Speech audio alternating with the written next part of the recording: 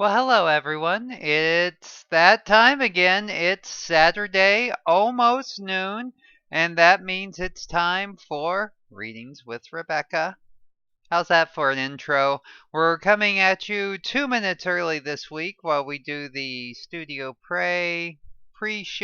Am I doing this right? Is everything working kind of funness? Uh, we are basically getting better at this, or at least I have more confidence that I've got the settings locked in, at least until YouTube changes them. Can you guys hear me okay? Everything looking good out there? Let me know in the chat.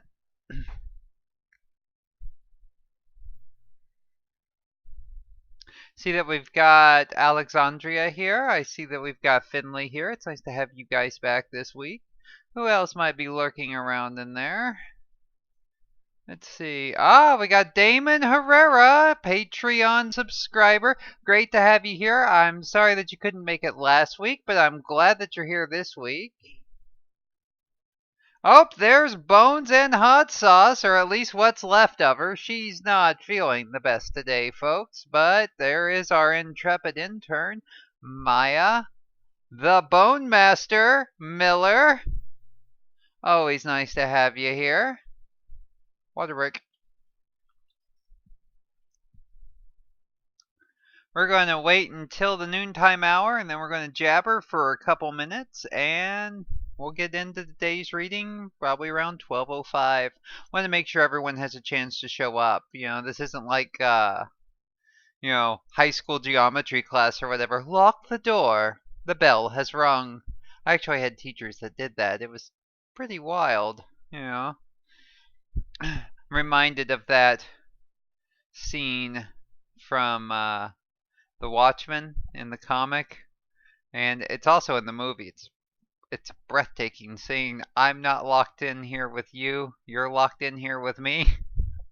Whenever a professor or a teacher locked the door, that line kind of went through my head. Oh, you like my shirt, huh? It's punk rock, because punk rock. You know, I'm old school. I grew up in the era of Black Flag, Bad Religion, Social Distortion, The Dead Kennedys. All of those classics. The Exploited, NoFX. And by the time I was getting into high school, we had bands like Green Day before they sold out. I'll go there. What else? MXPX, Sum 41, Blink 182.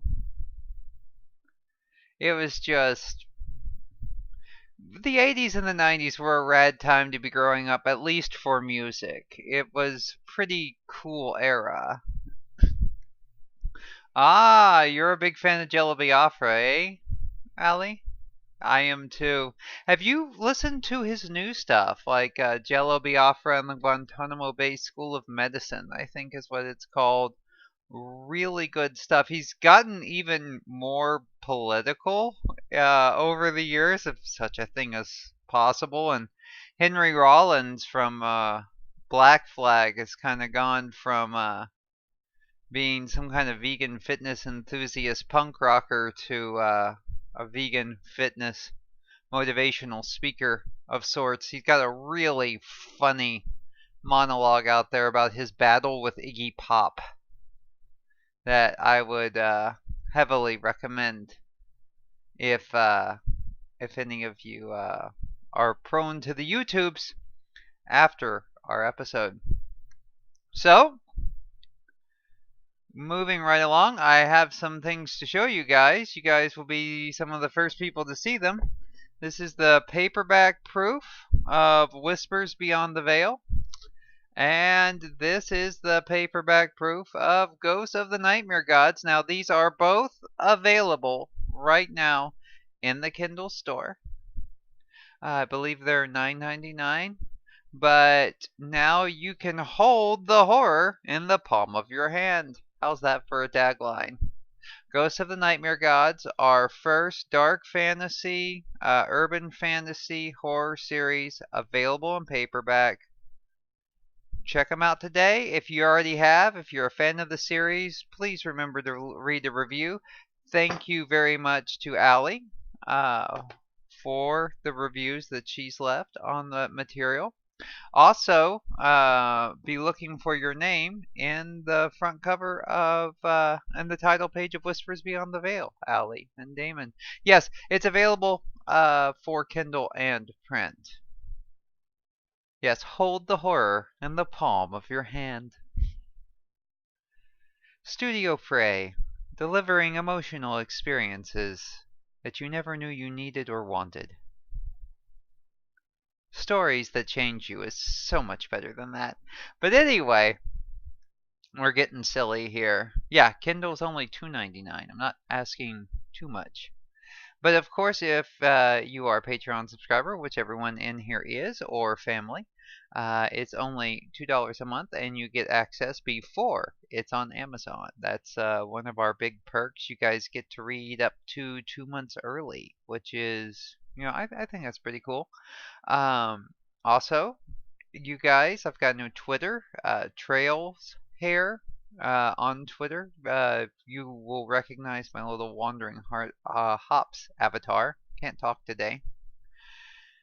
And I'm out there talking about my preparations for the Pacific Crest Trail. I'm blogging about microblogging about my workouts, my hikes, all that fun stuff. So if you guys are on Twitter, at me, I guess is the word all you young folks are using. At me on Twitter. I don't know. I think I'm hipping with it, but that just means I'm old, right?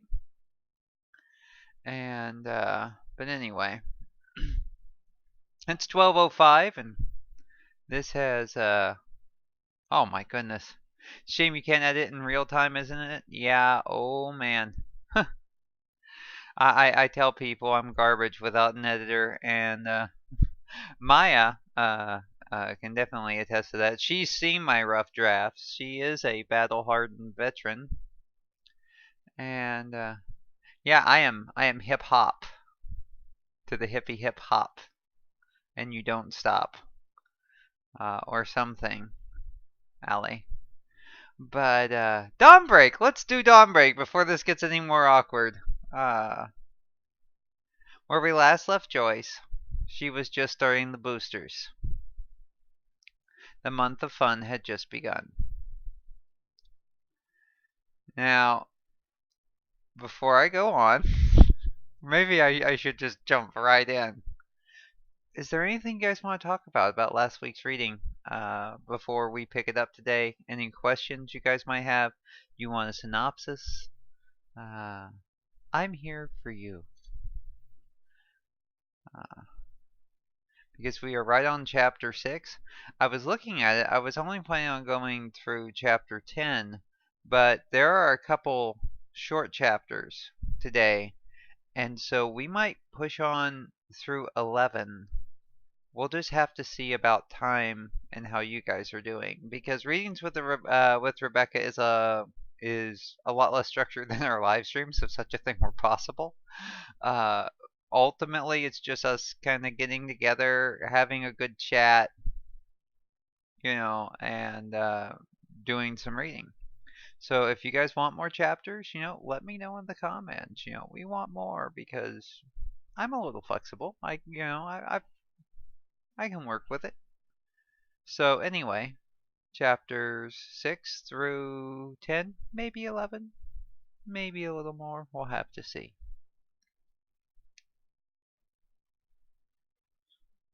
They are theoretically structured.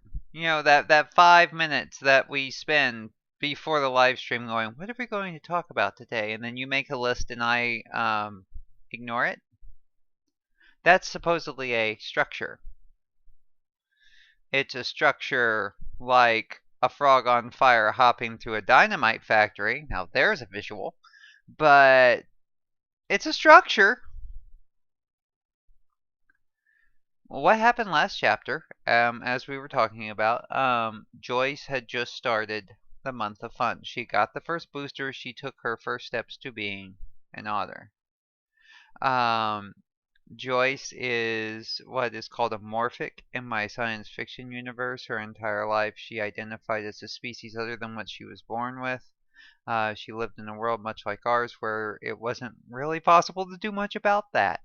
And then, lo and behold, there was first contact with an alien species, and they offered a medical technology called the Path of the Other that would allow Joyce to live her dreams.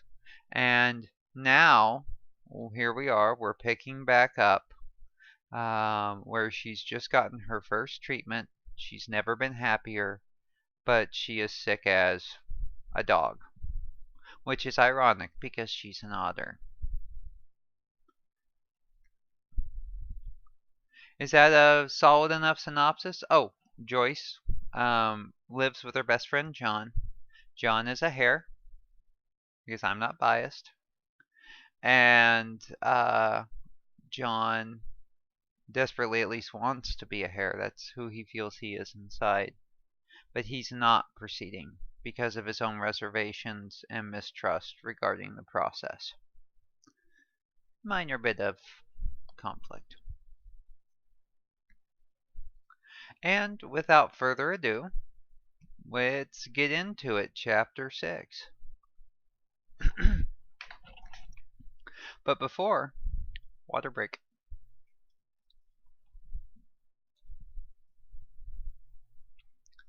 Chapter 6. Dawnbreak by Rebecca Mickley. The month of fun continued back home in San Jose. Curled up on the couch with a 101-degree temperature, I watched cartoons in a semi-delirious haze and flexed my stiff fingers. They were looking considerably more webbed these days, and I seemed to be growing a beard better than John as of late. Everything ached, and the changes were showing up in patches. A chime beeped on my wrist device. My taskmaster. Blearily I rose, stumbling towards the kitchen, and opened the fridge. I poured a white, chalky liquid into a small measuring device and held my bracelet near it. Booster dose activated flashed across its display. I chucked it down like it was fine tequila. Though cold at first, it always felt strangely warm going down. 3 weeks in, the worst was over, and I was getting accustomed to being sick. Machines, slowly picking apart and rearranging what they could, were doing this to me. In one sense, my body was dying. In another, it was being rebuilt. It was amazing and scary to watch. I'd already lost 20 pounds. My wardrobe was now relegated to things with drawstrings and baggy t-shirts. John eventually drifted by and poured himself a cup of coffee. He seemed to live off of it. An urge built within me, and a series of low, contented grunts escaped my throat. "Happy to see me?" he asked, eyebrow raised. I blushed heavily. "I can't help it yet. It's strange and kinda cool," I reported, briefly forgetting my soreness and shifter flu. He nodded. "I'm envious, I admit." "You'll get your shot some day. Then I'll get to tease you," I replied. "Hares aren't half as vocal as sea otters," he commented. A wave of nausea hit, and I ran quickly for the bathroom, losing the contents of my breakfast, but no trace of my booster dose. It was as if I had taken nothing at all. Then all I wanted to do was sleep. 12 blissful hours ticked by of deep, inky blackness, followed by wild dreams full of strange, esoteric notions and feelings, almost like instinct. Swimming. So many dreams about swimming. An incessant beeping was drilling its way into my head as I drifted happily on my back, the waves lapping over me in the dream. My eyes snapped open. There was an intense and incessant vibration coming from my left wrist, providing physical accent to the noise. "Booster!" flashed across the screen. "Yes, master," I groaned, making my way towards the refrigerator. It went down smoother than it had any right to. The stuff functioned on principles resembling witchcraft. It looked like antacid, tasted like nothing. Alien snake juice. Correction. Otter juice. I hoped. It seemed to be going my way at least. An itching sensation suddenly blossomed to full awareness, intense and almost painful, coming from my left pinky, just under my fingernail. Scratching at it, pulling gently, the nail let go with no pain, sliding free, without effort. I screamed. "Joyce! What the fuck?" John cried, running in. "Sorry. False alarm. More fun," I replied, breathing heavily. Small horrors like this were becoming part of my everyday. The things you have to get used to when you change your species. "So you're okay?" he checked. "Yeah, just spooked," I assured, heart still fluttering. "I think I'll catch a shower." "Can you run in your condition? They're very quick." He smiled at me as I glared. A low-throated growl erupted from me, and he held up his hands. "I'll get my revenge on you one day," I replied, turning and dragging my sore body to the bathroom. The water felt like liquid relief, easing tension out of sore muscles. I sagged against the wall like a puppet that had found new length to its strings. I did not notice at first when I lost 4 more fingernails. I was simply too comfortable to care. I slid down, letting the hot water cascade over me. There was a rude banging on the door that caused me to wake with a startle. The water had gone cold. Shivering, I shut it off, wrapping myself in a towel. "Joyce, you've been in there over an hour. Are you okay?" John asked, banging ever more frantically. "I'm fine. You know the drill by now. I'm sorry," I mentioned apologetically. "Just remember my sterling patience when it's my turn," he called out through the door. Hunger, gnawing, desperate hunger erupted, mainly for peanut butter. Don't ask me why. Having a purpose to focus beyond the soreness and sick, I found myself heading directly for the kitchen and finding a jar. I also found saltines. 2 sleeves and a half a jar of peanut butter later, I sat on the couch, watching cartoons with the plate on my chest, nibbling my salty morsels as I held them in both my slightly webbed hands. It was an ecstatic experience. My eating had been irregular, and in the brief and passing seconds, satiating my hunger was a rapturous emotion. I ate them all, an immense amount of food, then found myself growing sleepy again, after which I promptly lost another block of time to Morpheus. Chapter 7. Yeah, it gets a little graphic there, Allie. Water break. So let's continue, shall we? Chapter 7. I had survived the month of fun, or maybe I had simply gotten accustomed to being sick. 5 weeks in, and it was early December. The holiday party was next week, and the festive decorations filled the store while the torturous music assaulted my ears.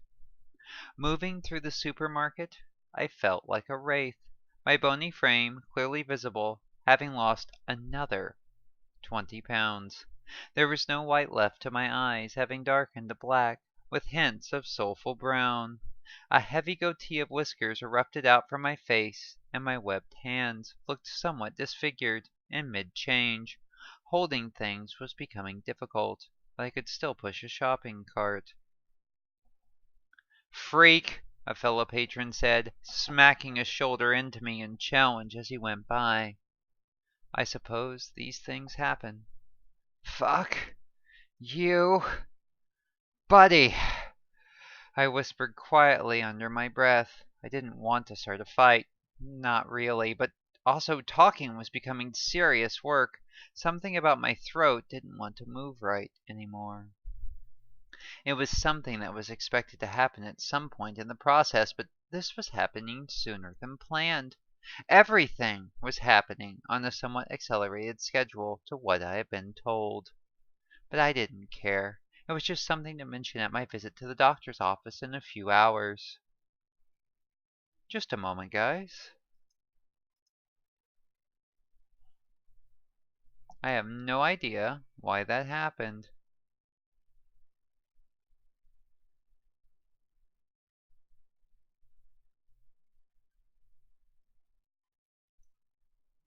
Alright, we're going to pause for just a second. I apologize. Alright, we're back in. John walked up and dropped a few things in the basket. We had learned to do our shopping trips before the clinic trips. Afterwards, I was normally too tired. Wrap it up, Fish Breath. We got a schedule to keep, John urged. I paused, taking the time to form the words. Screw you, Hoppy. He laughed. I was going to have so much fun tormenting him when it was his turn. I couldn't wait. We were in the checkout line when a manager walked up to us. He addressed John first, who was in uniform. Excuse me, sir, but could we ask your friend to wait outside? It's a she, right? She's scaring our guests, he mentioned in a halting and apologetic tone. My face blushed under my hood, and I could not help but feel ashamed. Ask her directly. Have the fucking balls or step off. You want to be a prick? You don't get to be a coward, John spat, his anger clearly visible.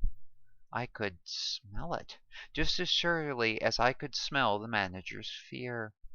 John, it's fine. I'll wait outside, I said, excusing myself. No, he replied firmly. I didn't want to create a scene, but he was ready to start a war. Sir, I need to ask you to calm down, the manager insisted. Security was on their way over. Ask her directly, John replied, slowly. Miss, I'm going to have to ask you to leave, he announced, finally relenting. My voice was too sore and raspy to work out a quick response. Fuck this place! You don't need our cred! John spat, and we both stormed out. The fucking nerve of that place! His form was rigid as he stomped out into the parking lot, beside himself with anger. He pulled out his data tablet and jabbed with his finger, selecting through his app, summoning a car from the transport service. It's fine. He was afraid. I could tell. I grasped at my throat. It was seriously hurting to force the words. The Oakland International Spaceport was becoming a familiar sight. Weekly trips at odd times had me recognizing the guards on duty at the checkpoints. The drama of the morning combined with shift tech had me feeling exhausted. I collapsed into my seat in the shuttle and slept all the way to United Earth Medical. Before I knew it, I was back in the exam room developed by artisanal closet makers. And how are we doing today? Dr. Andropov asked as he entered. Lots changes. Hard talk, I reported, and his eyebrows raised as he made some notes in his clipboard. Interesting. We are a few weeks ahead of where we were projected to be, he offered in a neutral clinical tone, pulling out a pen light, checking my eyes, and then feeling for a pulse. Problem? I worked out before wincing. I don't think so. Going over the telemetry data from your wrist monitor, everything is good and you are medically stable. It's always a little different from the scenarios. Everybody is different, even simulated ones, he explained. I nodded. I'll be right back. Just a moment. He disappeared for about 15 minutes and then returned, holding a strap in his hands with a box attached to the front. You should have been briefed on these in orientation. Voice collars. As your anatomy loses the ability to control resonance in your throat and those features change, voice box or not, it's going to become increasingly difficult to speak. Sea otters are very vocal, as I'm certain you know, but they have nothing on human vocal communication. He handed it to me. It was a black generic model and would work well enough for my purposes. I flexed it back and forth in my webbed hands and pulled it up across my neck. It snapped home with a magnetic click, finding its slot. That was clever. I should be able to manage that even with my hands becoming more mitten-like, which they were with every passing day. Jumping right in, I see. Well, I suppose that's understandable, he chuckled. Nervous, scared, tired, angry. A series of noises and words erupted out of the collar, then a high-pitched whine that threatened to split my head. Easy, dear. You have to learn to control it. Hold the words in your mind, and then focus on speaking. It's going to be a conscious, deliberate decision, and imperfectly executed until your brain learns to map to the new hardware. We're throwing a lot of changes at it. Patience. He made excuses, but I did not mind. Even these challenges carried a thrill. I was on the frontier. It was costing me convenience and luxuries I had always enjoyed, but what I was gaining was so much more. Voice collars didn't matter. Stiff forepaws didn't matter. Neither did the limitations in access. Being myself mattered. It only became clearer as the month wore on, and I looked more and more like a disfigured monster. The sense of detachment to my body only grew. All the while I began to identify intensely with parts of it. I loved the patterns in the webbing of my fingers, the random twitching of my whiskers, and how they caught the slightest breeze. The price was high, but it came with admission to a world of wonders and freedom. Sandwiches! I said through my collar, and sighed, dramatically conveying my failure.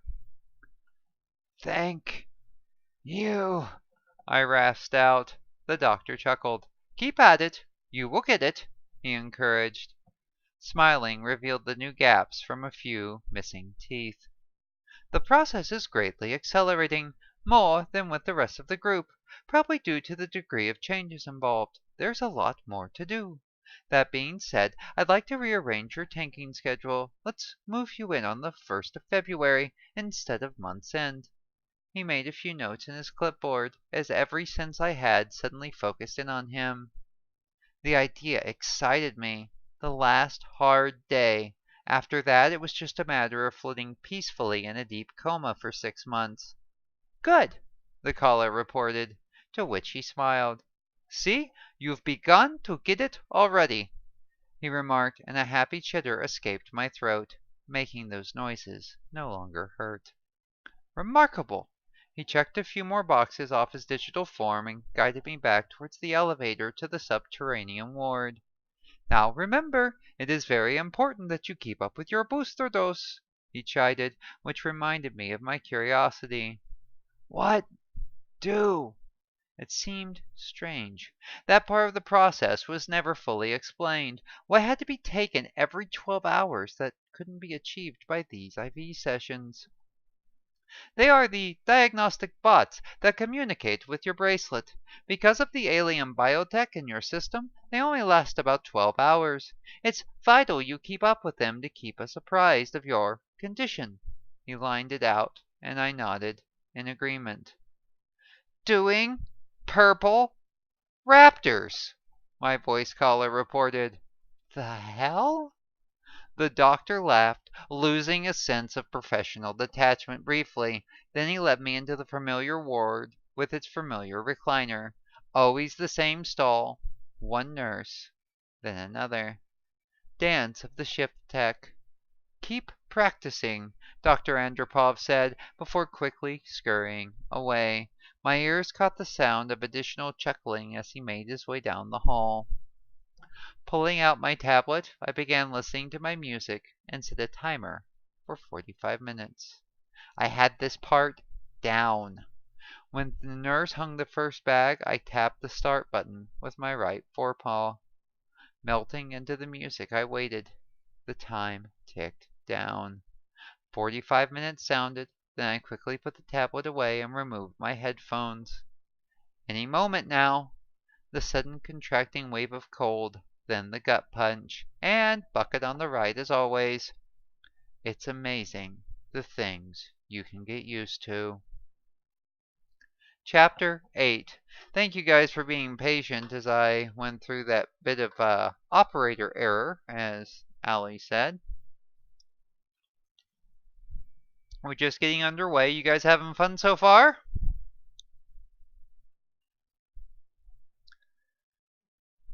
Yeah, I really I tried to make the change as realistic as possible. Uh, Damon, it was a real fun challenge to write it because of that. We're going to be moving right along with chapter 8. Unless anybody has any questions, they can get to me in the next 30 seconds or so. Joyce is my hero. I think she's a hero to a lot of us. I think she's kind of a hero to me too, Allie. Joyce is the epitome of hope. She, I love how she reacts to every curveball, everything by utilizing the bulwarks of joy and who she is. She loves being alive and she loves being an otter so much that it turns the volume down on everything else in her life. And I do envy her in that I think we've all met people that were just indeflaggable, I think is the word, in the face of negativity and pessimism. And Joyce is definitely an indeflaggable optimist. You just cannot keep the otter down. And that's one of the reasons why she is one of my favorite creations. Well, chapter 8. I sat up on the couch at home, looking around, having little memory of the trip home from the clinic. It came in foggy recollections. There was a voice in the room with me, talking to me. Hungry, food, hungry, was on repeat from my collar. Booster! Added to the chorus. My left forepaw was buzzing. I chirped angrily at the noise. Shut the fuck up, I said through the collar without intention, quickly tapping the bracelet twice, acknowledging my task. Something felt strange. Stranger than normal. I was hot. Moving to the bathroom, I stripped down. There was a fine, black, soft coating of underfur covering my skeletal frame. The heavy cotton trapped too much heat. It was neither thick nor complete, but it was fur. Real fur. My fur. All worry of soreness gone, replaced by a surging, soaring happiness.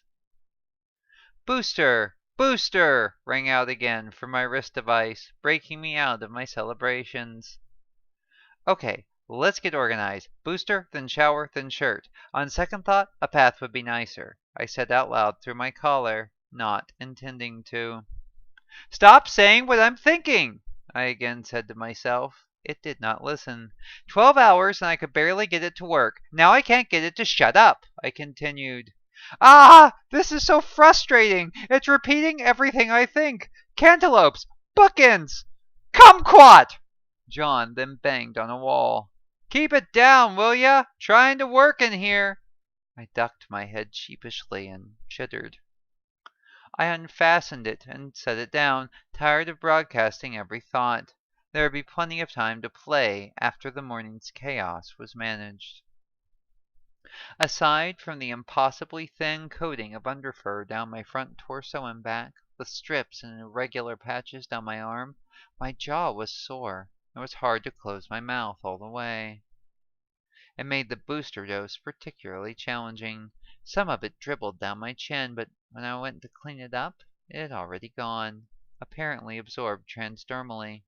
Once active, they seemed to know where they wanted to be. Human spy juice. I eyed breakfast suspiciously, and instead opted for a bath. Everything was sore today, and there was an increasing feeling of being fully out of calibration. Nothing moved exactly right, felt exactly right, or worked exactly right. Slipping into the hot bath, I drifted for about an hour before emerging to work on colony business. I had to set the paper portion aside until I had help. The webbing between my fingers was forcing them closer together, and my thumbs were already heavily immobilized. My hands resembled paws more by the day, with the loss of function to match, even showing the beginning of the pads, congruent with otters of my species. Doors were becoming a real issue, and I was becoming more dependent on John, as well as assistive devices as the time went on. Experiencing the cost of it put it in a much deeper light. There were so many things I had taken for granted, even being able to comb out my hair. Well, whatever hair I had left. It was falling out in clumps and being replaced by the same fine coating of underfur, only lighter. Still, it went further. I couldn't handle pins well at all and had about the same luck with silverware. Even the way I ate had to change, and was changing. New habits were taking over, coming out of left field, subtle nudges that were hard to realize were new at all. As odd as it appeared, and often felt, it also felt strangely normal. There was no recognizing myself in the mirror anymore. With each passing day, I looked more like the animal I had always seen myself as and wanted to be. It was like watching myself become more myself. Every day of my shift, I became more of a complete person, less saddled by the curse that was my birthright. There was another change, deeper, my mentality. There was a building need to play. More things seemed like games. There was an eagerness for new challenges. Anything that was a game was certainly worth playing.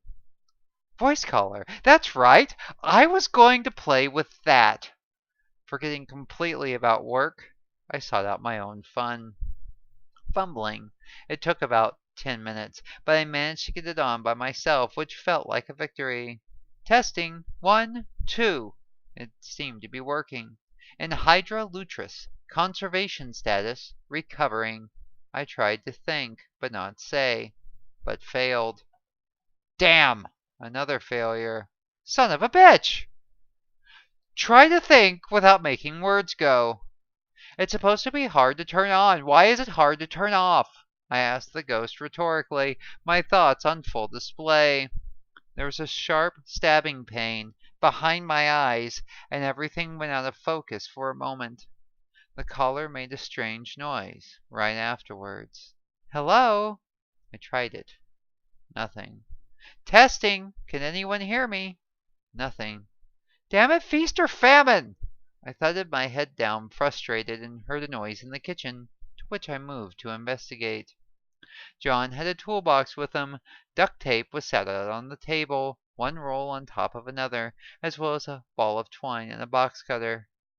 You know, I really should have recorded the shuttle ride home last night. You're fun, Delirious. Man, the dreams you were having. He chuckled, enjoying his private mystery, driving me to full and rabid curiosity. That strange pain. The itch behind my eyes again. A strange wail through the collar, then the flood. Hi, John. What's that? You asshole. What did you hear? Food? It came all at once, rushing out as a torrent. To his credit, he tried.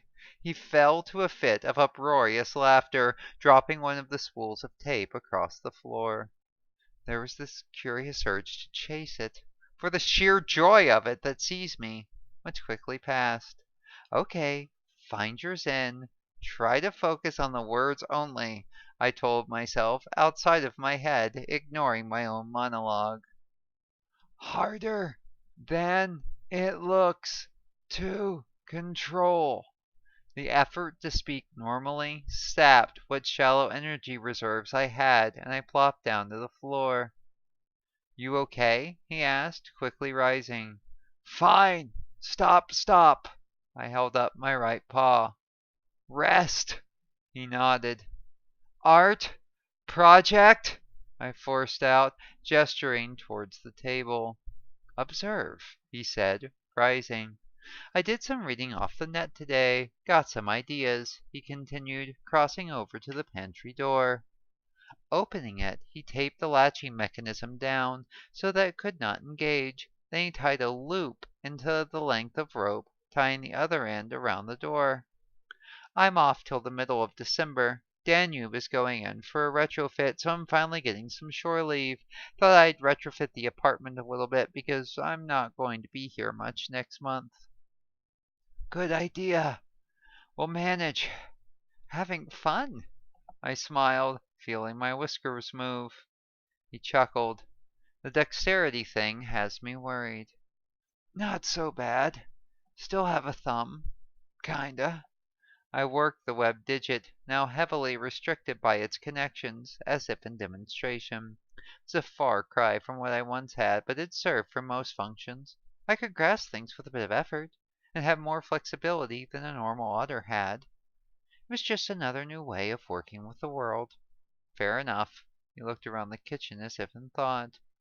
What's your final projected height? Or is it length? He asked, with his hands on his hips. 4 foot, 5 inches, about a foot down from where I am now. Well, was.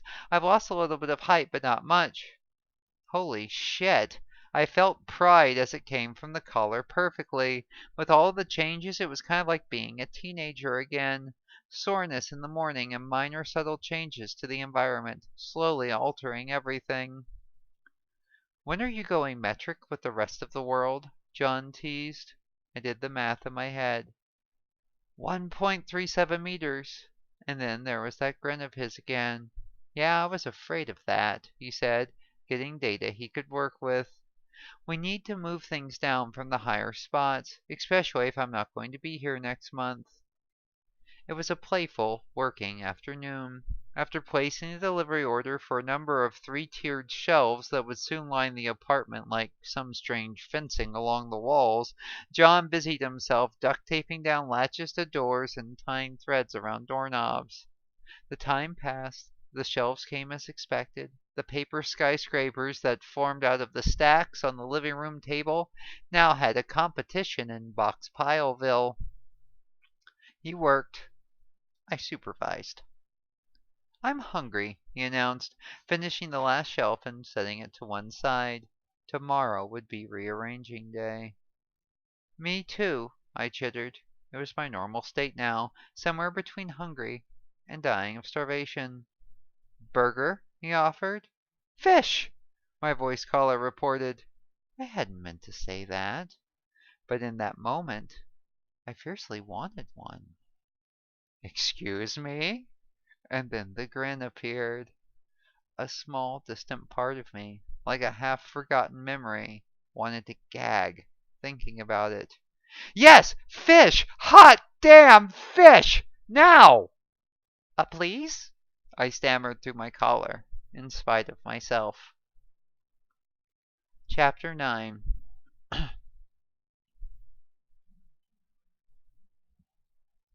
And she doesn't let the people hating on her bring her down. She's amazing. Exactly. She's a pioneer. She's not worried about fitting in. She's worried about being herself. She's won that battle.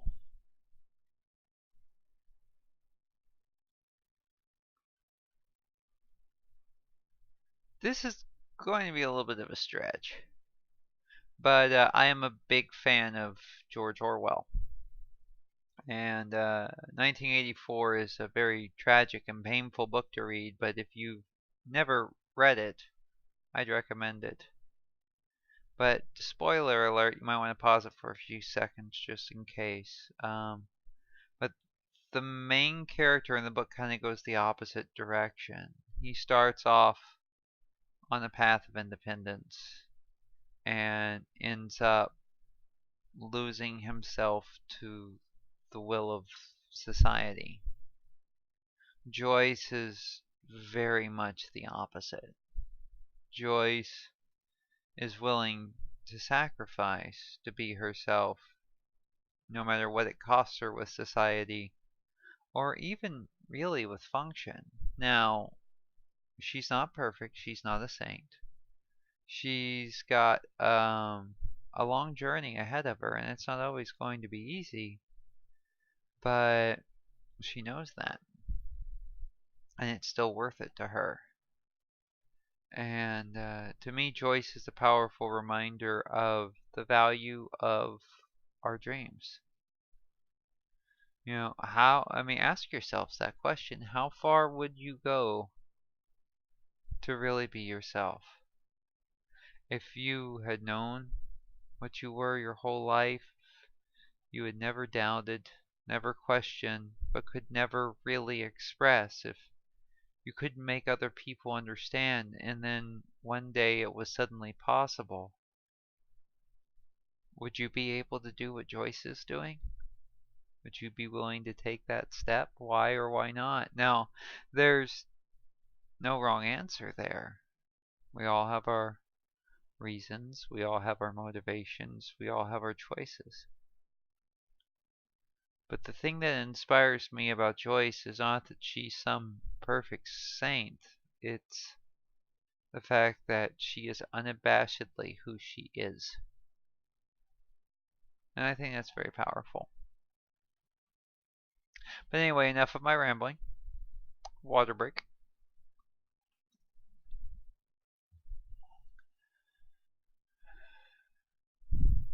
Chapter 9. Like a revelation brought from the heavens themselves, I had discovered Tuna. It came at a fortuitous time. The sickness was largely past, except for sudden, violent waves of illness. Most of the time, I was just incredibly sore and incredibly hungry. Skittering over to the shelf, I took hold of the dangling flathead screwdriver attached to it by a length of twine. Working it awkwardly in my paw, I managed to maneuver into a position where I could use my rudimentary thumb to hold it firmly in between the pads. It was vaguely uncomfortable, but I was getting accustomed to it. Grip. Achieved. Working it under the pull tab, it popped away, the scent causing me to tremble with hunger. Repeating the same trick with a plastic knife, I was able to get it out of the can without too much mess. Retrieving a few wet wipes from a pull box, I was soon set on the couch with a plate on my chest, happily eating it with my hands. The idea that this could have ever been disgusting seemed as foreign as a pink sky. It was ambrosia. Greedily, I devoured the entire plate. I may have licked it. I admit nothing. Eyeing the shelf full of cans, and briefly considering another, I dismissed it, sat and began cleaning my paws with wet wipes, before grooming and rubbing those same clean paws against my muzzle and face, all as a contented fit of chitters escaped my throat. My world calmed as I fell to a rhythmic, instinctual action. Successful lunch. Now for a nap and some cartoons. In spite of all the soreness and the vomiting the last few days, it felt more like a vacation than anything. It was all coming together, and best of all, for the first time, I actually liked myself. Don't get me wrong, I've always liked who I am, the otter inside of the human cage, but the body, the strange hulking mass of chains that was always a barrier to that expression, had faded to a ghost. The real me now shined through in my eyes, my whiskers, and the cream-colored fur that covered my face and head. I began to recognize myself in the mirror for the first time, seeing not a stranger, not some hellish costume that was stuck upon me like some horror movie, but me. The real me. Joy is not the word, nor is elation. Contentment comes close, or satisfaction, but there was an overwhelming rightness to being that had never existed before, giving me a foundation I never had.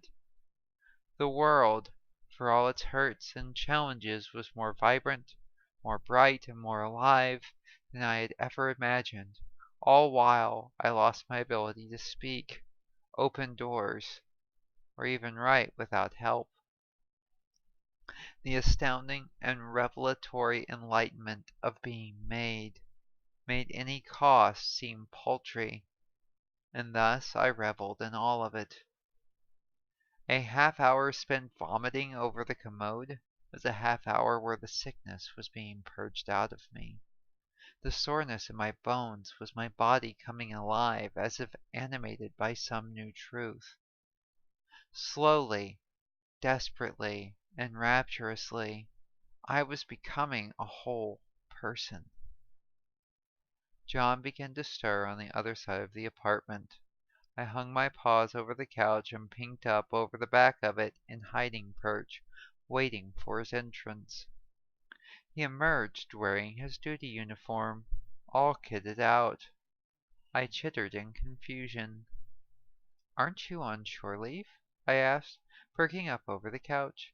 He walked by and fuzzled the fur on my head, causing me to emit a pleased chirring noise. "That's adorable," he commented. I blushed under my fur. "You'd think they'd at least give us a weekend. I knew I wouldn't get 3 weeks," he said, monologuing as much as talking. "Why? Will you be back for the Christmas party?" I asked, in rapid succession. "I won't know why till I get there. Just got orders to report. Pretty sure it's the Indians. Every time we spot one of their ships, Central Command takes as a reason to get the first contact team together. All I did was verify star charts. I'm no diplomat," he complained. "You signed up," I teased. "I'll remember your compassion the next time you're vomiting at 0400, he responded with a humorous tone. Ducking behind the couch, I hid playfully. Okay, okay. Will you be all right here?" he asked, switching subjects. "Go. It's not been a bad week for my symptoms, and I've plenty of fish to keep me fed," I replied. Another can sounded lovely at the moment. "Yeah, but you're hobbling more, kind of limping," he said. My gait had been altering slightly as my hind flippers began to catch up with my forepaws. "That's only going to get worse till I've gone full quadruped, and that won't happen until after the tank," I reminded. "Not reassuring," he replied, checking his watch nervously. "Go. Everything is set up. I'll be fine," I urged. Reluctantly, he reached over, fuzzled my head fur once more, and left. An eerie calm descended upon the apartment. Tapping my tablet, aiming to strike it with my forwardmost paw pad, because it could easily register it, a chime erupted. "Stream FX, cartoons, my list," I repeated clearly through the collar. I was getting good with it, most of the time. Insane levels of animated violence soon ensued upon my screen, as the canary predictably handed out the pain to the cat once again. It was all old hat, but that wasn't the point. 2 more cans of tuna down as I drifted in a haze on the couch. The noise from the screen bled into the background. All was warm and content in my world. A brief, sharp knock punctuated through the apartment, bringing a calamitous and panicked end to my warm daydreams.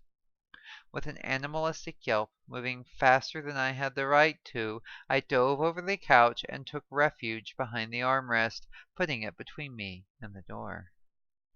An envelope slid in, and the person walked off. I peeked over my hiding place, with curiosity raging as I focused in upon it. Moving to investigate, taking it up in my paws, the mystery deepened when I saw it was from my apartment complex. It wasn't sealed, so I shook out the letter inside and smoothed it out on the floor, reading it. "Notice to vacate.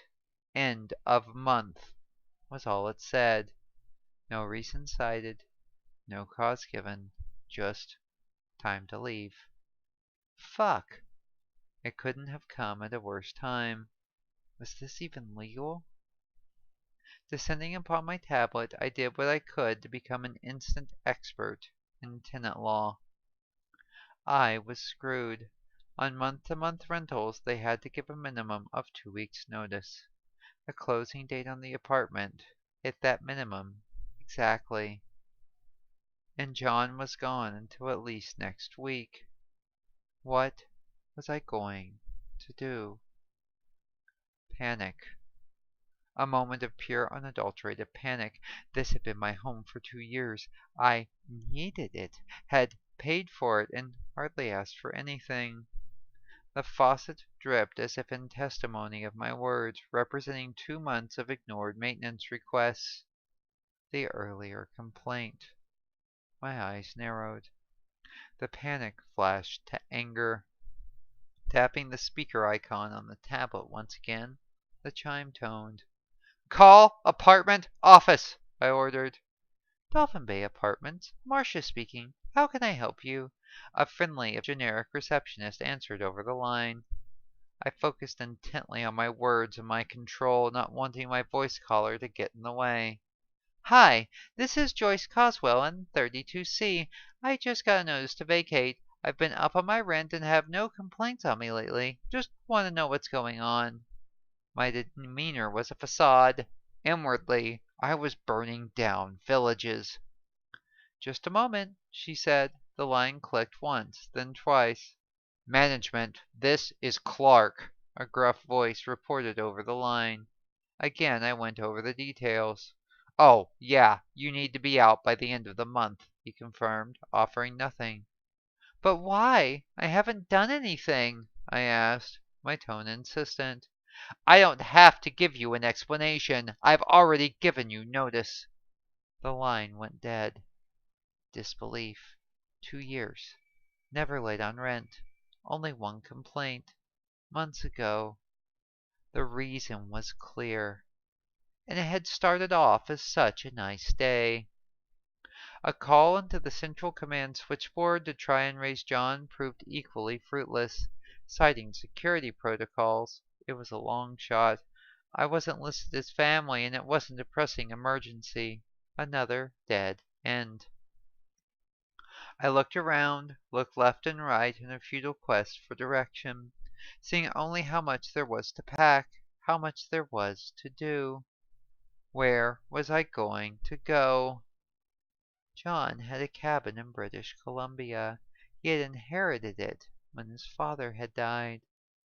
Still, that was no guarantee, and it wasn't exactly the place for me in my current state. Having direct access to services for the moment was incredibly important. Then there was my work for the Colony Committee. While it was getting done, it was moving at a crawl. In spite of my inability to fill out all the forms, I needed to be here. No job, tank in a little under 2 months, living on my savings and unemployment. What the fuck was I going to do? Storm clouds roared in. A hurricane disrupted my sunny vacation as emotion sent me into a tumult.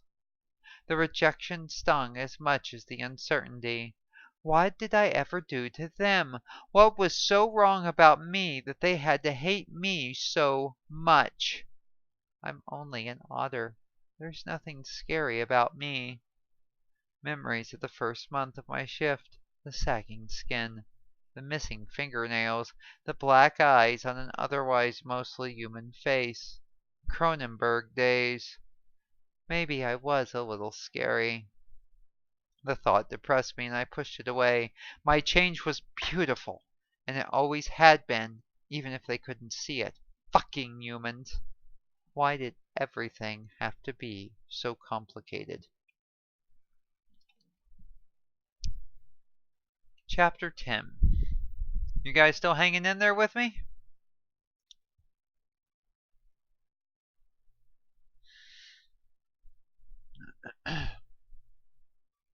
I'm glad you're enjoying it, Damon.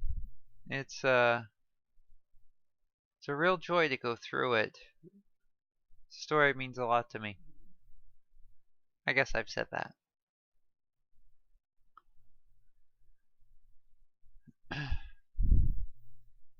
Solid, solid. We haven't heard much from Finley. I wonder if she's still kicking around here. I'm glad you're enjoying it, eh, Moses? Really am. One of my biggest supporters right there. Don't let him fool you. Has been pretty much there since the beginning. Largely the reason why a lot of these books have been able to be written. So, if you want to thank a hidden hero, hey Moses.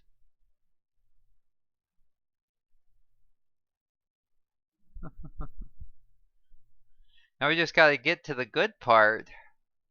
Have you been reading ahead, Mr. Herrera?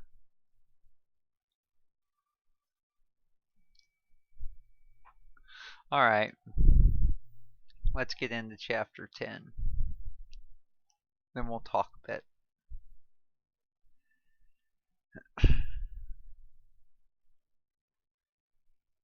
Chapter 10. Half the cans of tuna were gone. The recycling was overflowing, and I was no closer to finding a new place to stay. I had not left my apartment in 3 days. For one, I was having extreme difficulty manipulating the doorknob to the exterior. But that wasn't the sole issue. There was a sliding patio door. I could have used it. In truth, I was afraid. The eviction was hitting like a more passive form of assault. Someone was burning my world down legally, just as the thugs had burned down the community center physically. It was impossible to divorce those two events from each other in my mind. They both seemed to stem from the same kind of bias that came with my changes, an animation towards cruelties both tangible and intangible. Regardless of the action, the result was the same: damage, pain, and stress everywhere. I did not even know how to begin packing in my current state. There were times when opening a tuna can required a nap. For the last 3 days I had brooded, as I lived in my changes in my cartoons, the outer world a distant concern.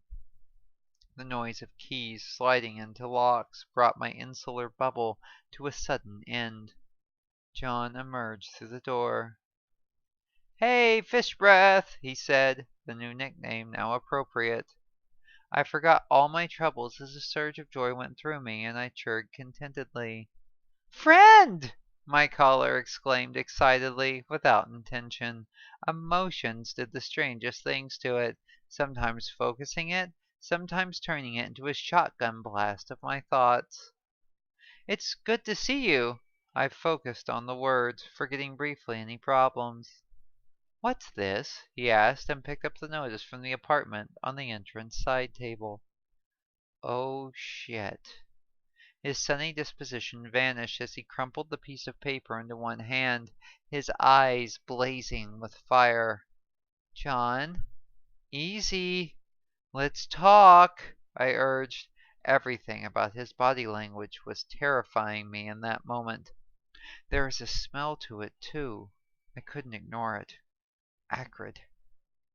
"Was going to tell you about it tonight. Didn't want it to go like this," I admitted. "What reason did they give?" he spat. "They didn't. They aren't required to legally. I got the notice a few hours after you left. Nothing we can do," I admitted. John remained in the entranceway, seething. "Come in, sit down, and get control," I ordered. This was familiar territory.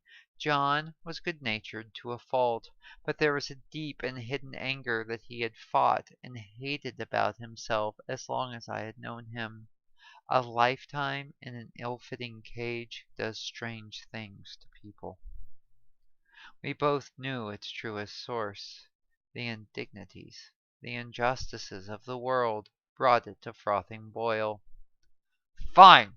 he snapped, and slammed the door behind him. The noise hurt my ears. It was progress, at least. He stormed out to the patio and remained silent, looking up at the sky for the next 15 minutes, as if searching for something. Returning, he had found us calm. It was all about business. Okay, so we need a plan and we need somewhere to go. I've got the cabin in BC. It's not perfect, but it's a fallback. Have you reached out to your parents? He asked. Not in months. The second I signed up for the trial, I got an email about how this was hard for them and they were going to need time. They have their condo on Mars, and the distance has always been good for us. You know that, I replied, not wanting to even think about that conversation. Hey, I haven't talked to my mom since Dad died. I know how that is. She went way off the deep end, John recollected, with a sad laugh. You never really talk about that. Our conversation had pivoted strangely, but it was clear he needed the support. I don't like to. Hadn't heard from her in over 5 years until I got home. She saw me on the news. First contact team. Was she happy? Proud of you, I bet. It was a natural assumption, but the look on his face said otherwise. Ashamed. Said I helped sell out the species. Reminded me that Manhattan was bought for beads and cost the tribe everything. She lost all trust in everything after Dad passed. He paused briefly, then took a deep breath. Enough of that. I don't like to think about it. So, what are our options? He asked, switching the subject. I'm going to ask tomorrow at the Christmas party. Leverage that colonial spirit, I replied, as I flashed a grin. Good plan, Snaggletooth, he remarked. Snaggletooth? I cocked my head. You've got some pointy ones coming in there, he replied. With a plan in place and the situation temporarily diffused, he soon left to unpack. It seemed a futile gesture, considering. Chapter 11. John's the White Knight, you know? He really is. Noble, military-minded sort. John's a good guy. He's a good soul. So, we ready to continue with Chapter 11? At the end of this chapter, I'll give you guys the option of pushing forward one, or we might end it there. We'll have to see. We just crossed an hour, and I don't want to keep you guys forever, you know? You gotta go out there and tell everyone how amazing I am. You can't do that if you're just sitting here listening to me.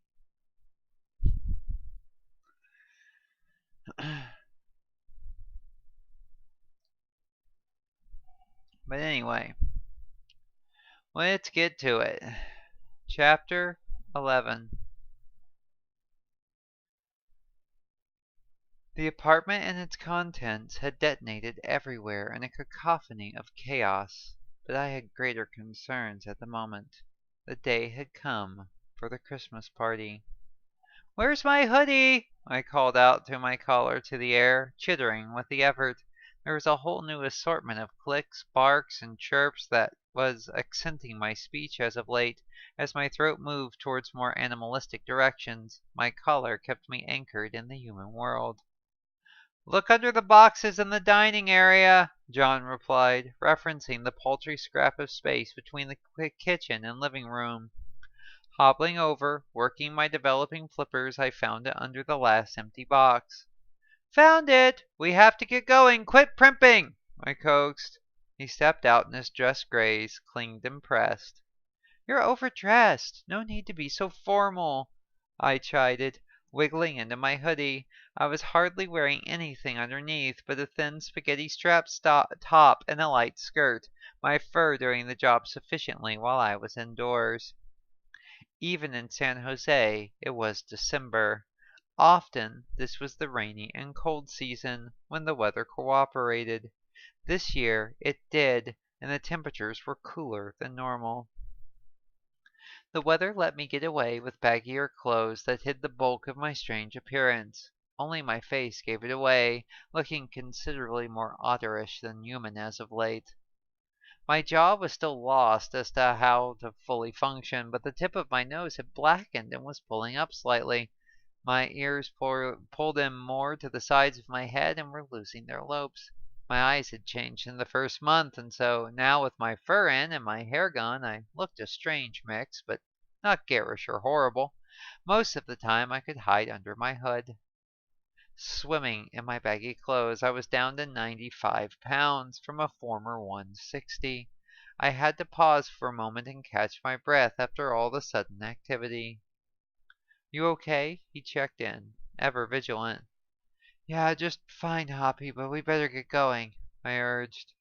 The hall was attached to a motor inn, now an antique from the Age of Nations, when this was the United States instead of North America, Sector 2.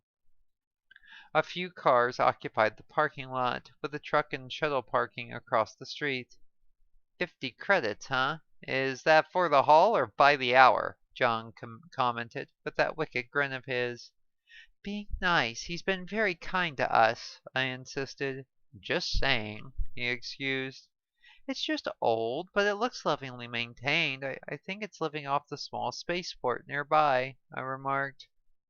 We entered what, in some ways, was a monster's ball. Morphics in various stages of change milled about the hall. Cavan bounced like the kangaroo rat he was becoming, had rounded ears and shiny black eyes. Sonia was sporting a red panda mask and was holding her paws at chest level out front. It was the first time we had seen each other since the beginning of our changes. "Joyce? Wow!" Ricky said, moving over to greet me, stooping down in a hug. "You're wasting away, girlie." "Radical weight loss plan," I commented, then continued. "Life-changing.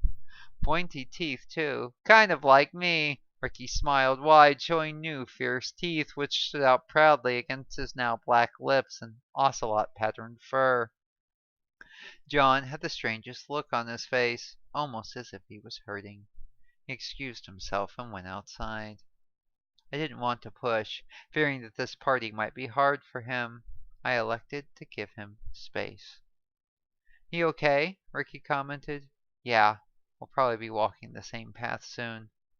The words spoke volumes. Ah, Ricky got it. "So how are things?" he continued, trusting me to handle John. "Personally, never better. My life, however, is going a bit crazy. I'm getting evicted. Pretty certain it's because of all of this," I indicated to myself. "Yeah, have you been keeping up with the news? It's getting hot out there," Ricky mentioned. "No, been ignoring it as hard as I can. It's not too difficult. I sleep 12 hours a day minimum." "Aye, that's me too, and I'm not even shifting as far as you are either," he went on. I'm retired. I got a rusted old shuttle and have a place up in NorCal. Why don't you pack up and stay with me? Sonia would love the company. I like to tinker alone in my shop, and the more she shifts, she just gets quieter. It'd probably be good for her," Ricky mentioned. "Are you sure?" My world brightened. "It makes sense. We are the 3 people working on the colony. Gives us a chance to get a lot done before we tank. Maybe." We both laughed at that. There were days when you woke up ready to conquer the world, and days when you woke up feeling about 2 steps from death. Every time I slept, it was a coin flip as to how waking up would feel. "Well, okay then. That does work out. Ricky, thanks. I don't know what to say." Tears streaked down my fur. I was still capable of crying like a human. For some reason, that thought vaguely annoyed me. "Aw, buddy, come here." He knelt down and hugged me as I chirred contentedly. Always had a penchant for picking up strays. I couldn't help but smile and excuse myself to find John to relay the good news. Something popped in my left flipper on the way out the door, and then my knee went out from under me. I began to fall. A bespectacled older man, easily in his late 60s, rushed over and caught me. "Easy, miss." Though old, he was obviously strong, and prevented my descent. My weight sagged against him as I righted myself. My hood fell down. "Whoa," he responded, and took a step back. "Thanks. I'm sorry." I quickly replaced my hood. "No, that's all right. You're Joyce, right? Your fur is beautiful. We spoke on the phone. I'm Steve Berkowitz. Was coming to check in on the party." He held out his hand in introduction, and I offered my left paw in return. He gracefully took it and shook, rolling with my appearance in perfect stride. Cautiously, I let my hood down. So why is your fur on your head a different color? He asked, without preamble. It's how it is with my species, sir.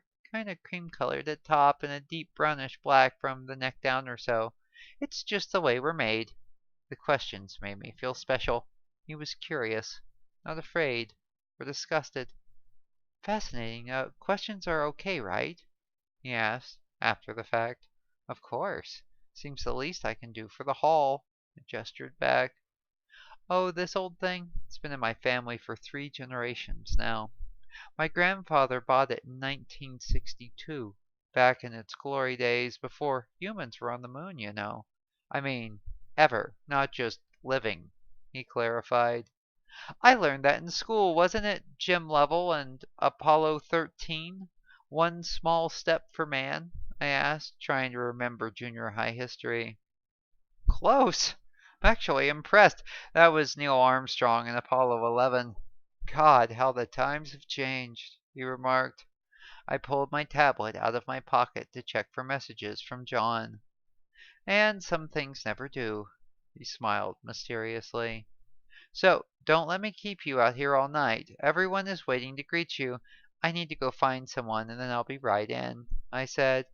There was a strange feeling to my world, a rising oddness I couldn't place. I found him across the street in shuttle parking, staring up the sky as he was prone to doing. Safe, hungry, fish, friend, need, strange place. I was having a hard time focusing. My thoughts were coming in more like waves. Everything was falling into a natural rhythm. Hi, friend, okay? Hungry? Need food? The words were disjointed, and it was hard to pick the right ones. Instead of nervous barks escaped my throat. Joyce? Are you okay? John asked. Something seemed wrong with him. Instinct pushed me closer. I nuzzled into his chest and pressed close with a happy chirr. Safe. Okay, I insisted. I'm not liking this, John observed. I was doing everything right. Why wasn't he responding? My world flashed and suddenly everything clicked back into place. Whoa, that was intense. It felt almost like a drug. The entire world melted away into an ever-present now for the briefest of seconds. Mind letting me in on it? John asked. How to describe it? There was instinct and rhythm and thought was there, but calm on the back burner, watching more than doing. The full description was impossible to capture with words. Your speech got weird and spaced. I'm taking you in, he said, panic on the edge of his voice. I caught whiff of it and snapped off again, nuzzling back up to John, chittering, trying to comfort him as I sensed more distress in his scent and posture. He took out a rectangle from his pocket and began playing with it. That looked like a fun game. Hello, is this the emergency beta hotline? We have a problem. He was making strange noises now. What was wrong? I barked in concern.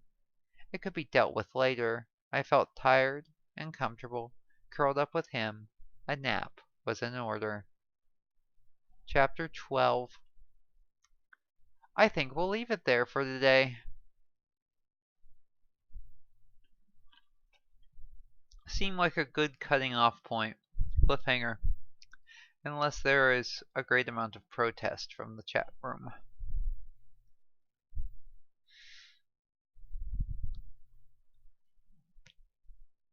Let me know what you think, guys. You want one more? Or shall we leave it there until next week?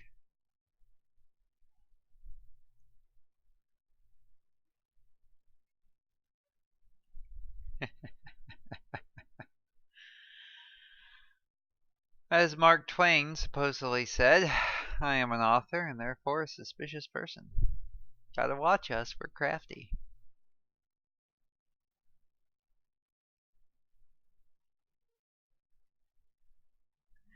That's very right, Maya. I I'm not the biggest fan of humans,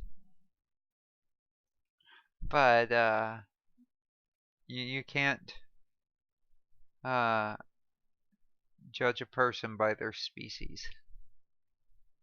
You know, Ricky is an ocelot, but he's not some feral cat monster. You know, Joyce is an otter, and otters can be pretty vicious and mean, but Joyce is an utter sweetheart. Steve is very much a human, but he's also very kind and loving and open. Um, you know, people can always surprise you, and that I think is a good thing to carry forward.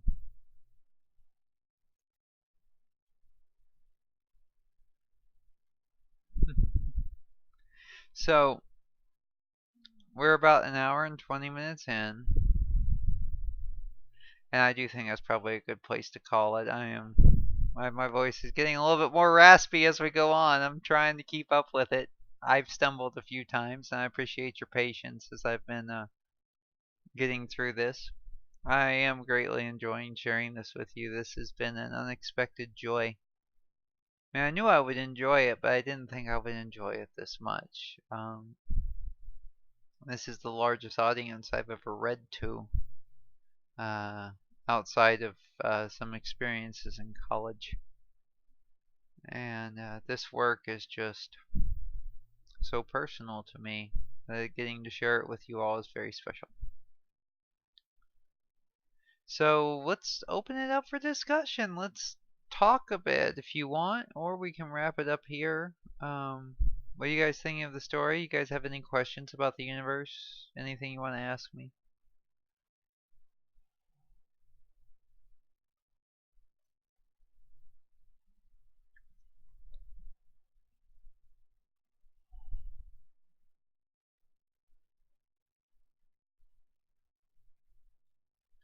So we're on about a 10-second delay. I have just timed it. You guys are just now catching the silence of me counting in my head.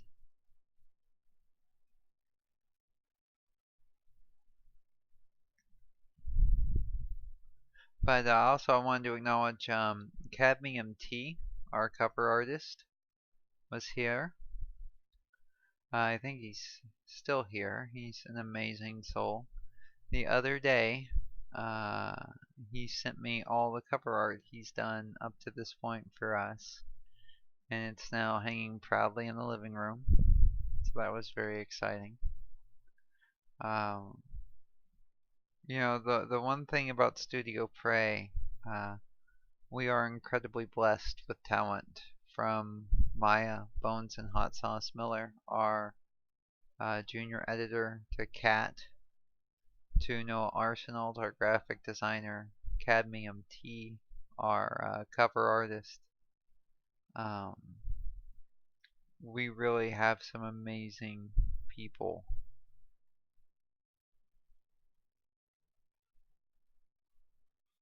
Yeah, John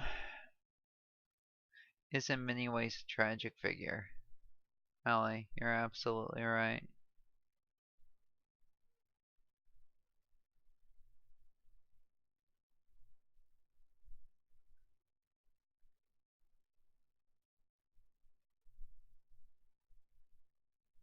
I saw a snapshot from CT and you're being watching on the TV? I'm not sure what that means.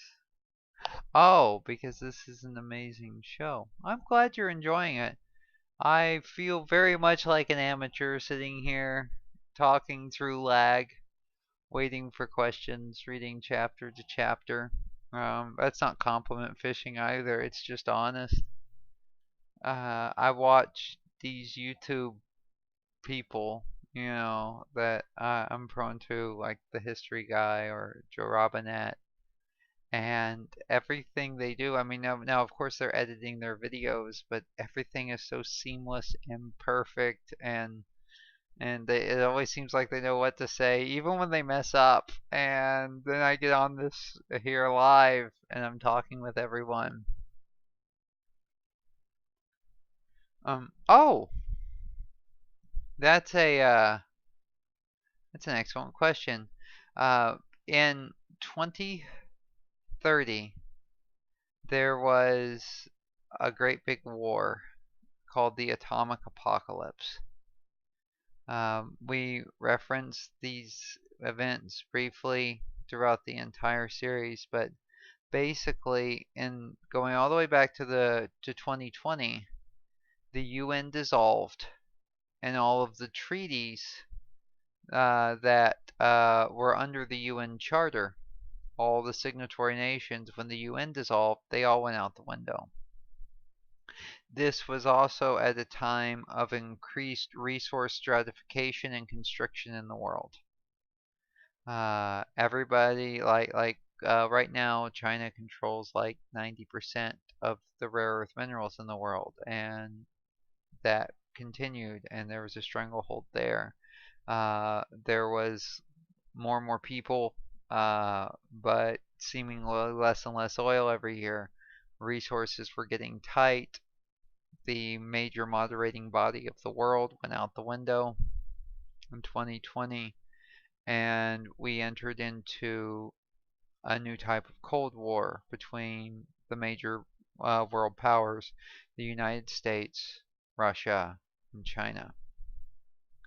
Uh, all of this flared over Antarctica because as global warming happened, there was more melting on the Antarctic continent, things like that. They were able to get better surveys of what was down there, and they found huge untapped reserves of rare earth minerals. They found huge untapped reserves of petroleum. Now, rare earth minerals are not rare, but finding them in sufficient quantity that justifies their refinement is a real beast, and it is an incredibly labor intensive, environmentally damaging process. Like the US does have a fairly good reserve of rare earth minerals available in the ground, but there was one rare earth mineral mine. It was in California, and the environmental regulations surrounding it alone drove the cost so high that it couldn't remain productive and it had to close. And that's one of the reasons why China is the world's largest supplier of these materials. It's because they are willing to kind of, state-owned businesses kind of look the other way and all of that. But Antarctica in this universe presented a real opportunity for whoever could claim it. Now, in the 1960s, there was a UN treaty that basically said that Antarctica was for the purposes of scientific research and advancement and belonged to the world. That all went out the window in 2020 in this universe. So, in 2030, everything came to a head. Russia sent a fleet to claim Antarctica. China sent a fleet to claim Antarctica. The US sent a fleet to claim Antarctica. And I mean, like, not small fleets. The nuclear disarmament treaties were completely out the window by this time. Nuclear weapons development was going again. It was a very dark time for the world, like 1983 dark for the world. By the way, well, a lot of people consider the Cuban Missile Crisis in 1962 as the worst the Cold War ever got. If you will talk to modern historians, they will say we got our closest to annihilation actually in 1983 for a number of reasons, but we can go into that in a minute if you guys want me to get really deep into the weeds here. But anyway, who shot first at this time has been lost to memory, but I'll tell you that it was actually America. But there was all kinds of, a shot got fired, battle broke out, things quickly deteriorated and then somebody fired a fleet killer nuclear torpedo. Russian fleet, Chinese fleet got decimated, but not before firing off their own. The carrier Enterprise was lost. Much of its fleet support group was lost, and the world descended towards atomic hell. In the end, there was a limited nuclear exchange. Washington, D.C., New York City were obliterated in 5 megaton nuclear explosions. The fallout from the winds hit Philadelphia and wiped out Philadelphia because the bombs were high radiation, what's called area of denial bombs, which are not currently into play anymore. But basically, they were designed through the use of layering spheres around the nuclear charge to seed the area with large amounts of radioactive particles so that people cannot live in the surrounding area for hundreds, if not thousands, of years. These are some of the most heinous nuclear bomb designs that have ever been conceived, and at one time actually did exist. Things like beryllium spheres and stuff like that, which concentrate nuclear energy, are a thing, and reflect. But anyway, Shenzhen, Beijing, Shanghai, Moscow, St. Petersburg all went up. Parts of Brazil, Brasilia, went up. India and Pakistan finally headed out. Islamabad went up. New Delhi went up. Bangalore went up. The Middle East became an absolute hell pit. Everything from everything basically that wasn't Israel got annihilated. Iran, Iraq, Saudi Arabia, Yemen, Kuwait, all gone. The United Arab Emirates, gone. Every holy site to every religion that's based in that area, gone. Israel was spared because of their missile defense systems. Also, Cairo, Libya, most of Egypt, most of Algeria, all gone.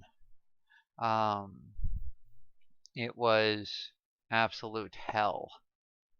And after a few hours, with nuclear fallout rolling across continents, the European Union that had chosen to remain neutral, because with the loss of the UN we also lost NATO, was the only major functioning world power left. It all happened so fast with the use of hypersonic missiles and technology that by and large every other major government had been decapitated. And it was out of that structure that the EU reconstituted a type of UN called the United Earth Alliance, and they started trying to rebuild with what resources were left. The one thing that survived the atomic fires in the major cities quite well of New York and Washington, D.C.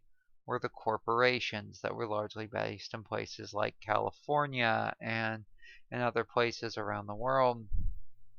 And the EU approached the corporations, and the corporations agreed to open up their patent databases, very much like the 1956 Bell and Howe decision, which led to the development of lasers and transistors, but that was a court-ordered monopoly kind of thing, but the EU kind of applied its leverage in the fact that they were the one functioning governmental body in the world at this point that wasn't regional. And lo and behold, fusion was discovered, and something called the Far Horizons Project was commissioned, the first compact fusion probe It was sent with the first near-light drive about a year and a half later, after the atomic apocalypse, out towards the edge of the solar system, farther than we had ever gone except for with the Voyager probes. And it got out there in a matter of months, not years, months, because it was going an appreciable fraction of the speed of light, an appreciable fraction of c, constant. It got out to the edge of the Kuiper Belt. It began to cross into interstellar space. It registered an external detonation and then ceased transmitting. And the world freaked. It seemed like something had blown the probe out of the sky when the humans had tried to leave the solar system. Terrified, it forced humanity under the banner of the United Earth Alliance and buffeted it, and allowed it to survive its formative and troubled years to become the first functional world government, of which the continents were broken up into sectors. North America Sector 1, Mexico. North America Sector 2, the United States. North America Sector 3, Canada. South America Section 1, and it just kind of goes and goes and goes.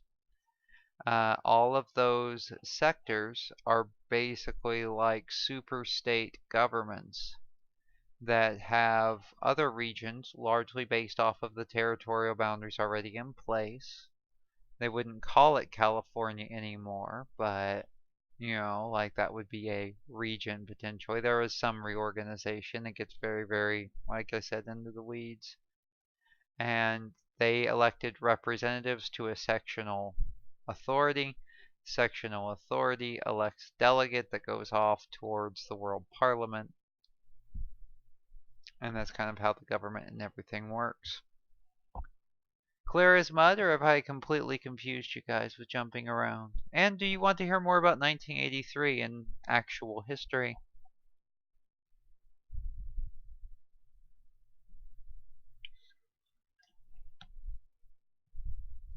Waiting for everybody to catch up here.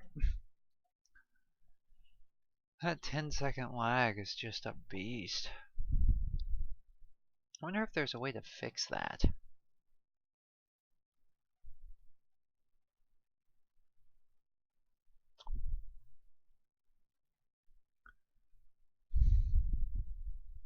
But yeah, let me know.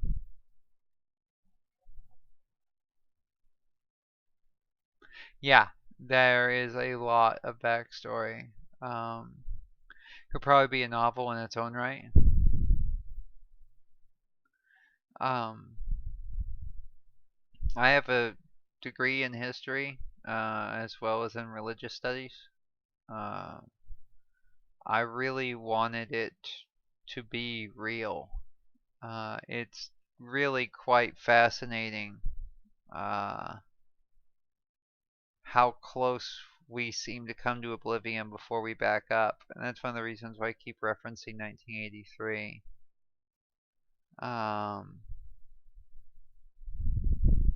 Well, you can check in on Gateways, Allie. It's available on the website for free.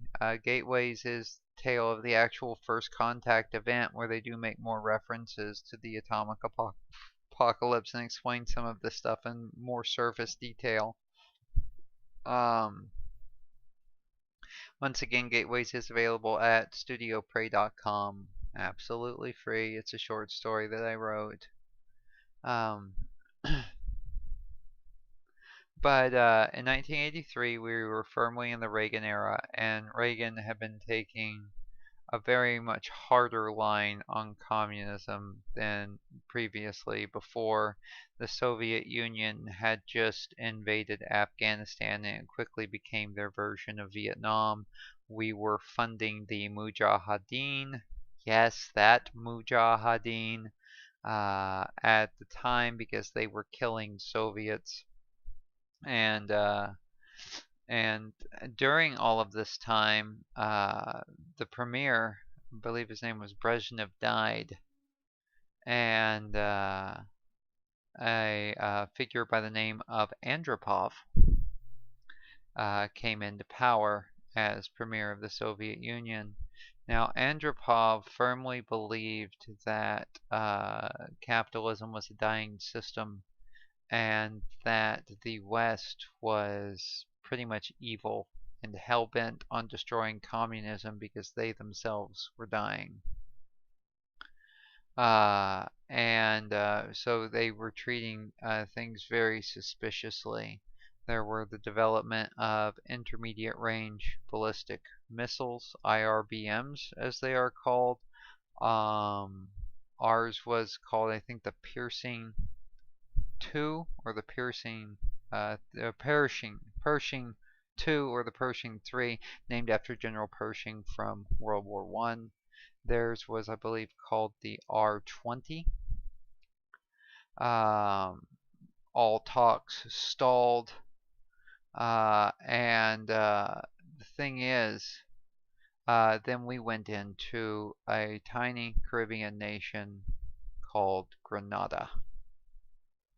When we went into Grenada, there was a huge uptick in traffic between us and Margaret Thatcher and the United Kingdom. This was mainly because the United Kingdom and Margaret Thatcher was protesting the fact that we had invaded a Commonwealth nation in our hemisphere, citing the Monroe Doctrine, without giving them notice. Even though the government had fallen to a coup that was potentially Soviet allied. The Russians thought that it could be a prelude to invasion and an all-out attack on the beginning of the end, basically, the big war. Next up, NATO conducted an annual military exercise where they actually simulated responding to a Soviet first strike. I believe it was called Able Archer and Operation Able Archer. And the Russians thought we were actually staging up because while they had saw the increase in communication, they thought that we were sharing intelligence and using gearing up to use Grenada and Able Archer as a staging for a full-scale invasion. What it really was allies complaining at each other, but you see they hadn't been able to break our diplomatic ciphers or codes, so they were guessing and they were assuming the worst. And they went on full alert. I mean, they armed their silos. The missile doors were open. The bombers were fueled and on their pads. The entire Red Army was mobilizing all over the world. And it was all over a series of miscommunications and misinterpretations of what was going on. Now, most people don't know this history. It's not heavily covered and it's not heavily remembered. After this, once everyone kind of realized how close we came, Andropov fell out of power and died, and a guy named Gorbachev came into power. We re-entered into a state of detente, and then eventually what became known as glasnost, which means the thawing, which ultimately ended with the collapse of the Soviet Union in 1989, and the fall of the Berlin Wall in 1988, and then the collapse of the Soviet Union entirely in 1991. But there in 1983, for a few moments, if Andropov had decided to go with his gut instinct, the missiles would have flown and the world would be very different. And that's how close we came to like full-scale annihilation. Even more than back in 1962 during the Cuban Missile Crisis, when we literally had destroyers dropping depth charges on near Soviet submarines trying to get them to surface for talks, and they thought they were under attack. History is crazy. folks. History is crazy and dramatic, and it is a heck of a lot more inventive than I will probably ever be, and it's just absolutely wild. And now you've got a bonus story for today. But we are now almost 2 hours in. And I think that's probably a good place to leave it. You guys have entertained my rambliness quite enough. I'm very grateful that you've all been here. I thank you for your time. I thank you for showing up to these. Our next meetings with Rebecca will be next week. Same bad time, same bad channel. Or should we actually say same otter time, same otter channel? Because I'm a cheeseball and I love pop culture as much as I love history. But until then, unless you guys have any more questions, I'm going to let the latency catch up with me. And then we will say adieu.